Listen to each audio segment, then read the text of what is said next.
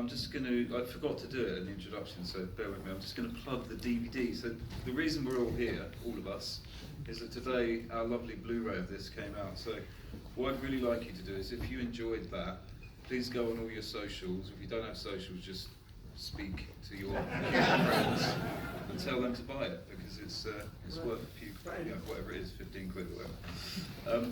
Bill. Hiya. So what we can do, I'm going to ask a few questions. Bill and I are going to chat for about 10 minutes, and then I'm going to throw it over to you guys. So this has been a long time in the making. 30 odd years, yeah. How does it feel to see it in Bloody glad finished. A relief. It's been a long time. Yeah. Can you tell us something about that, about the odyssey of? Well, the last time I was in this cinema was when we premiered Rights to Know, and then Bill came up to me afterwards and said it was going into distribution. And it was in this cinema? In this cinema, yeah. I mean, it was a national film theatre. And Bill came up to me and said, oh, actually, we're not going to show it anywhere. We're not going to do any. We're going to embargo everything, music and films, for 23 years. So I was a bit chizzed off. But it's all right now. We've got it up there, haven't we? 30 years. 30 years. That's quite quick, isn't it? And so, tell us about the more recent process. What was the kind of trigger that unlocked the BFI have archived some of my Bunnymen films, and I thought we were talking about possibly other stuff, and then we got onto the KLF stuff, and I said there's a lot of stuff there that people would quite like to see, especially if it was remastered and all that, and we worked together to put together this compilation. The compilation was actually Bill's idea, I think, Bill Drummond's. We were just going to put out all the films, you know, in an assembly, but he said we should make something more of it. So I have my ramblings in between, which tells a bit of the story. Yeah. So you're talking to our colleagues in the archive. Yeah. And you're in touch with Bill still. Yeah. And for whatever reason, passage of time, he's now, or the band are now happy for. Oh yeah. Oh yeah, they're not here tonight, obviously, because they don't do things like this. But they have. Bill rang me yesterday, and because he'd been sent the DVD, and they're very pleased. Yeah. And they've been involved in the process of putting. Well, he was actually enthusiastic. Never known that before. Usually, when I finish a film for them, I just get a little of a blank stare, you know, and is that it then? But they actually, yeah, Bill. I haven't spoken to Jimmy. Bill's up for it, yeah? Yeah. Everybody's up for it. And what was it like? I mean, obviously, it's hard to talk about the band because of there's all this anarchy happening, all this chaos, but actually a lot of commercial success, and also underneath it all, a really important artists. You know, the White Room's an incredibly important album for British pop They're very music. serious. They're very serious. Yeah. So, what was it like being in the midst of it all at the time? I was effectively a documentary maker with the help of feature film crews. So they would have fully formed ideas of what they wanted to do, which were impossible, and they would say, can you make that? And I'd sort of lie and say yeah, and then just work out how we could do it. So I was filming what they were doing, really. Right. You know, I've never worked with any other band in such a creative way. They had so many ideas, which is why I guess, you know, it was challenging. It was always a massive challenge to try and visualise or put on a screen and film their ideas, because they were so ambitious. Yeah. But we had such a brilliant crew. Henry Graham, the director of photography, and his crew, who usually do feature films, they all got behind it and worked for next to nothing to make this happen.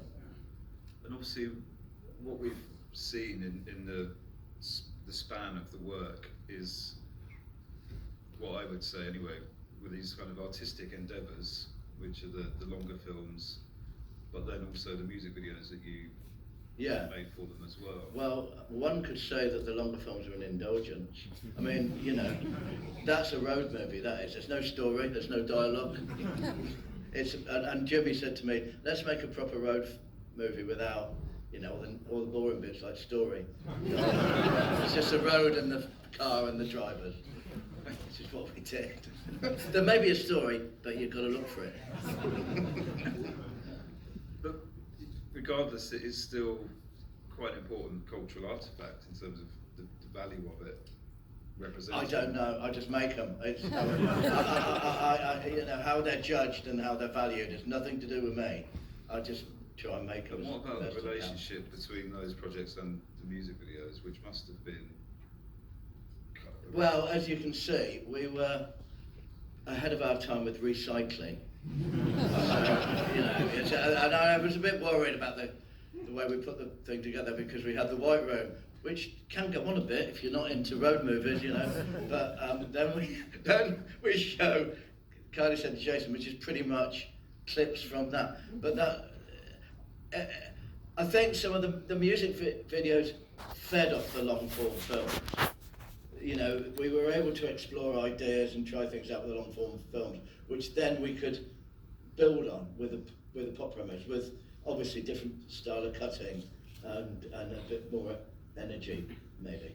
And was there any sense of a plan? Was it like were they using money? No, there's no planning at all. They'd just say to me, well, we've got an idea for the next one, this is what it is, we want to film we want to block a motorway with speakers and film the traffic all backed up, and can you do that for no money on that one to speak up? And my wife Frances managed to find a motorway in construction, ironically in Brighton.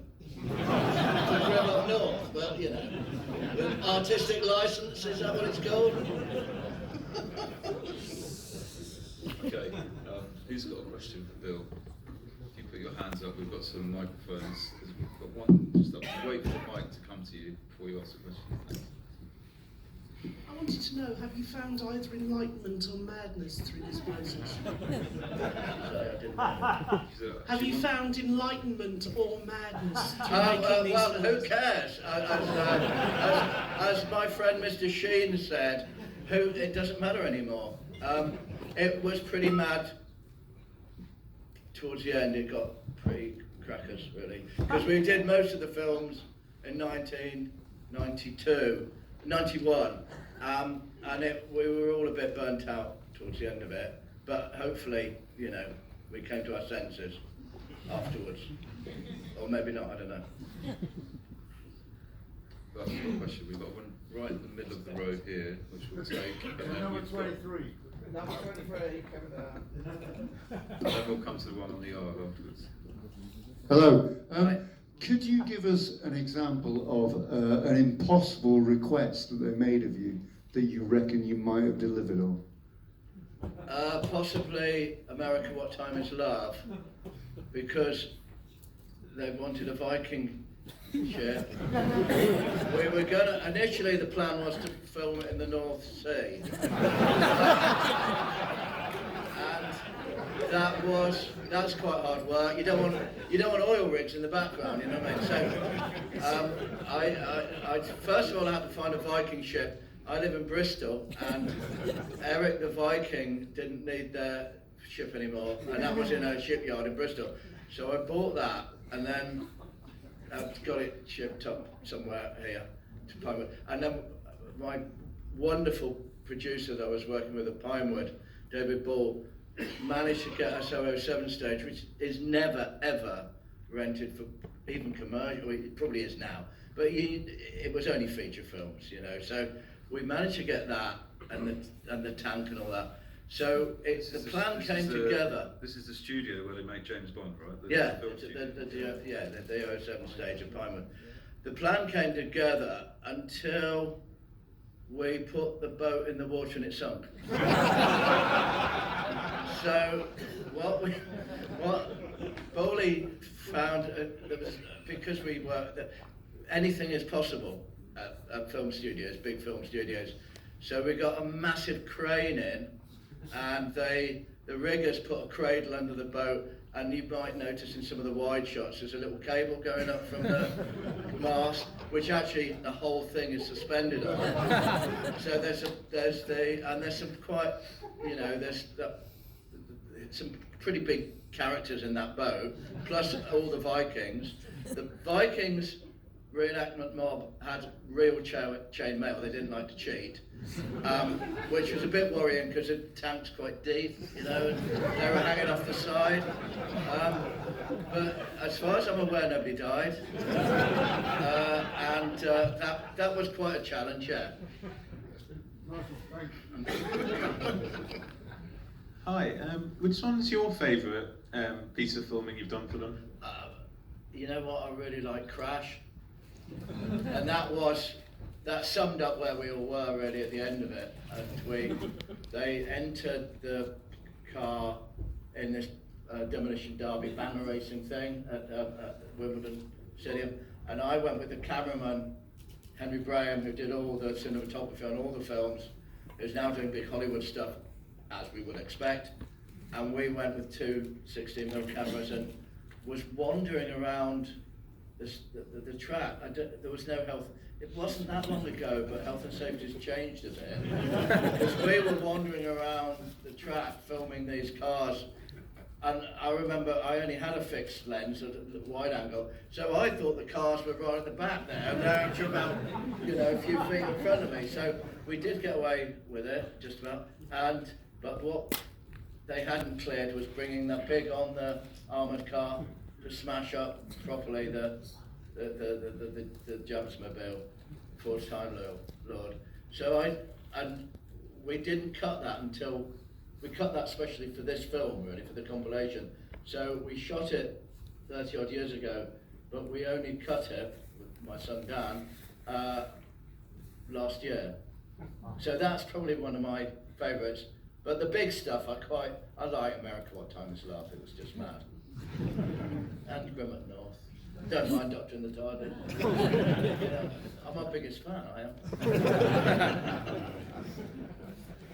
We've got a question to that side, and we've got one this side. Yeah, this is also related to Crash. I happened to be out there actually at the banger race in Wimbledon, and I had an old sort of 35mm camera or whatever they were, and it jammed right at the point where Jimmy crashed the car. Oh no! So I was actually I was recognising that exact spot. But I just wondered, because I do actually remember seeing you filming there, and I wondered, is the raw footage from that ever likely to sort of see the light of day? Because that wasn't actually Ford Time Lord, was it? It was It was a slight. I don't know. I don't know what cars we were filming. They just told me it was Ford Time Lord, and I naively believed them every time. But I know there were various incarnations of the car, and that I believe is not a 68 Ford Galaxy. But you probably know a lot more about it than I do. Do you think the original footage would ever come to light? The unedited footage? I don't know. Just things like that, but I don't know really. If it's not on this I've got Blu-ray, I it. doubt it. Where is it, Dan? It's in your machine, isn't it? So we've got it. Yeah. I think there's a lot. I don't know what more you could do with that footage. I think we cut the best of it, haven't we, Dan? Really? Yeah. So I would doubt it. So Okay, there might be a Ford Time Lord still driving around out there. There's several. So it is eternal. But the trouble is, Bill and Jimmy go and paint them white when they find them. Which, I don't know if you saw that thing on YouTube. They went and some bloke.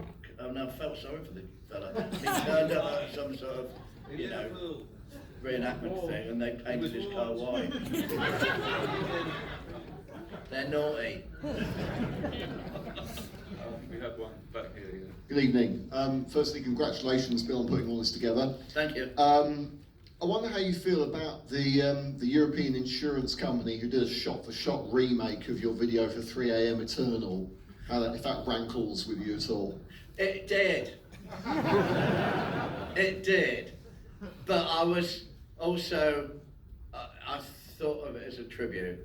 So what we do now, well, this is instigated by Bill and Jimmy really, anything that happens that is in a way a tribute but also exploiting, if you like, we just call it the KLF Reenactment Society are doing something. And that, I did actually speak to the director of that, and Bill wanted to go over and smash their offices up, which is the sort of thing that he does, and I didn't mind whichever way it went. But in a way, it's a tribute. Yeah, for it to be a financial institution was a bit weird, but you know, what are you going to do? Thank you. We have any more? Oh, another one right, two in the middle. Yeah, I really enjoyed the compilation. Great, congratulations for putting that together. I was just wondering what happened to the if there was any filming of the money being booked. I'm sure there was, but it had nothing to do with me. I'd left the boat by then and joined the Vikings, scrambling for land, for dry land. That was that after they stopped everything in '92? That was afterwards. Yeah, it's nothing to do with me. I can't comment on it because it was nothing to do with me. We had one in the middle. Who were the extras in the Rights of Mo? They're the Yellow Robes. Rights of Mo. They were journalists who were invited to a mystery event on the Isle of Jura, so they made their own way there. They didn't know what was going on. I didn't know what was going on.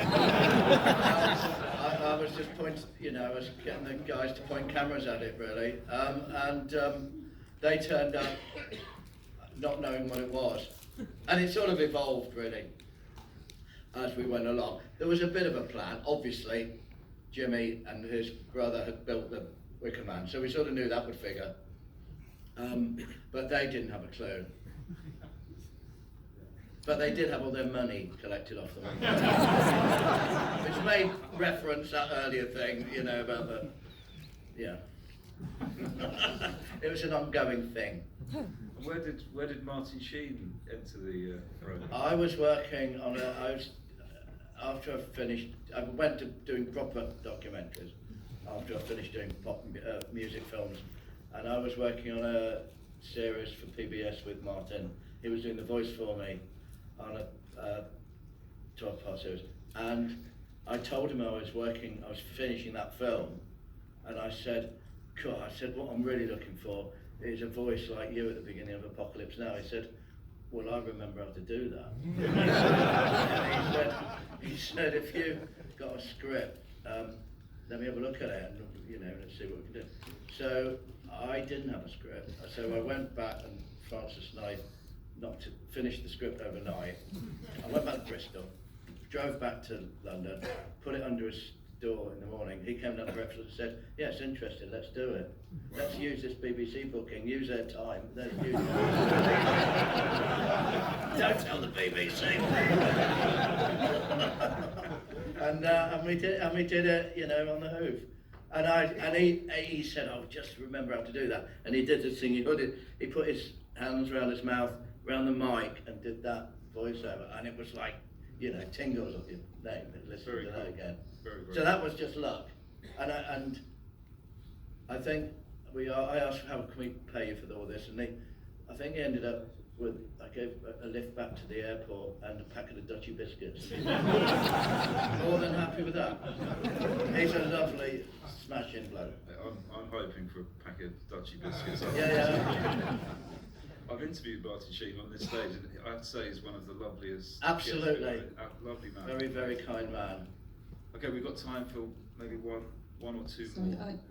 You've got the mic already. Where are you? On the subjects of people who might not know what's going on, I wanted to ask how it was working with Tammy Wynette. Did she have the slightest idea what she was getting herself into? She was, everybody, and there are people here that were in the films, everybody was so patient and giving when we were on the set, including all the big stars as well, and all the wonderful people that were there. And hopefully we mentioned everybody, but this is one of the reasons I wanted to do this, was a tribute to all the people that had been in the films, because there was a lot of stuff on YouTube which was pretty rubbish, and somebody made a little film about them some time ago. Not that anybody asked me if they could use all the material, no matter. And we wanted to just do the films as they were made, without messing them about, a little bit of a commentary in between, but just as a tribute to all the people that were in it. Tammy Wynette didn't know what the F was going on. She thought the song was Justified and Anxious, which sort of summed up where I was. It was a massive show, but we got it done, didn't we? We got it done, you know, and in a day. And then we had fun the next day with America, What Time Is Love, where it was just freeform, really. Like Mexican wrestling, that was. We've got time for one last one. Should I say it to you? No, wait for a moment. Should I say it? Yeah, go on. I was going to say,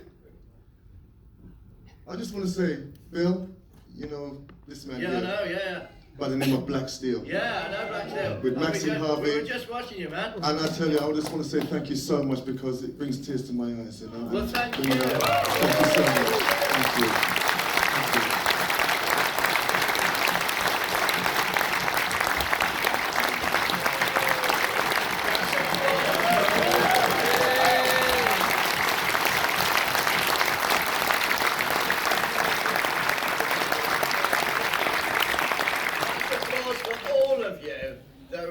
Films and would put up with me trying to work out how the fuck I can film it all. Do you all justice, so that's for you.